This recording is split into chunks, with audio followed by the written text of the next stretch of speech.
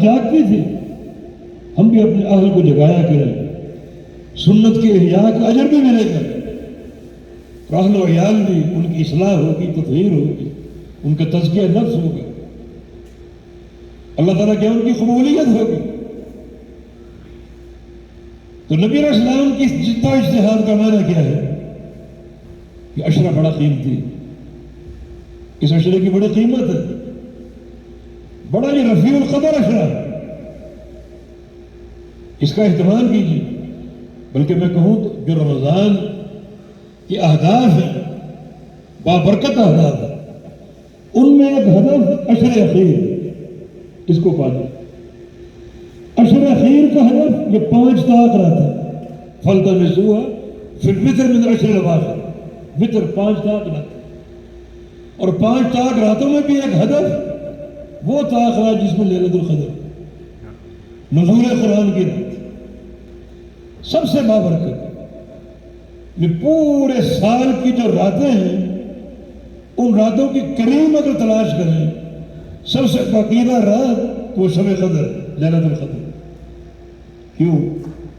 کیونکہ یہ نزول قرآن کی رات ہے، یہ نزول قرآن کی رات ہے۔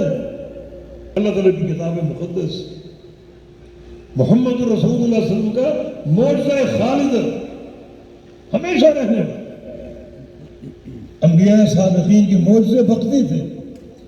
موسیٰ علیہ السلام اپنا ید بیضاء، اپنا عصا اپنے ساتھ لے گئے، صالح علیہ السلام کی اونٹنی ختم ہو گئی، لیکن قرآن پاک قیامت تک یہ معجزہ قائم رہے گا۔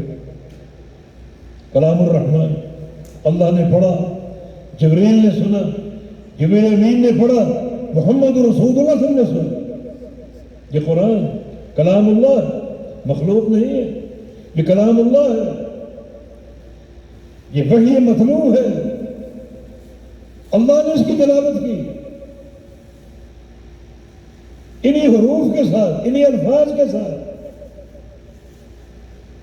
اس کتاب میں یعنی 3 خوبیاں، مقرون، مکتوب، مسموع، لکھا بھی جاتا ہے، سنا بھی جاتا ہے اور پڑھا بھی جاتا ہے، ہر چیز کا اجر۔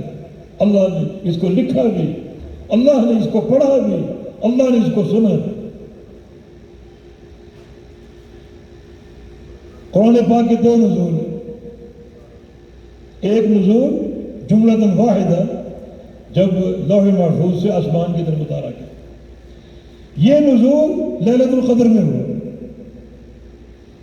دوسرا نزول مفرقاً، نبی علیہ السلام کی نبوت کی زندگی 23 سالہ، اس میں گاہے بگاہے کبھی 10 آیتیں، کبھی 5 آیتیں، کبھی ایک سورت، کبھی ایک آیت کریمہ اترتی تھی۔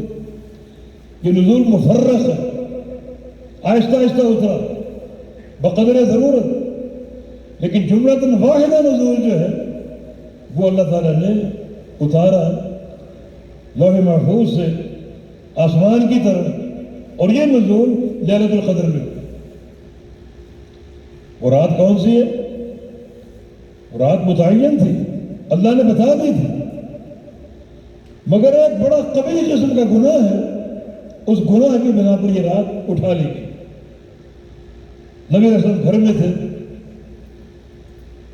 وہی اللہ تعالیٰ کی آگے، اور اللہ نے بتا دی لیلۃ القدر فلاں رات۔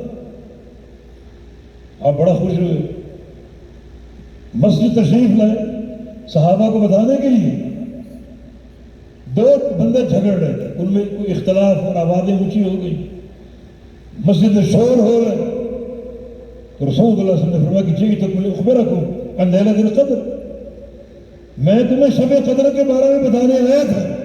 اللہ تعالیٰ نے اس کا تعین فرما دیا، لیکن ان 2 بندوں کے جھگڑے کی وجہ سے اس رات کا علم اللہ نے میرے سینے سے اٹھا دیا۔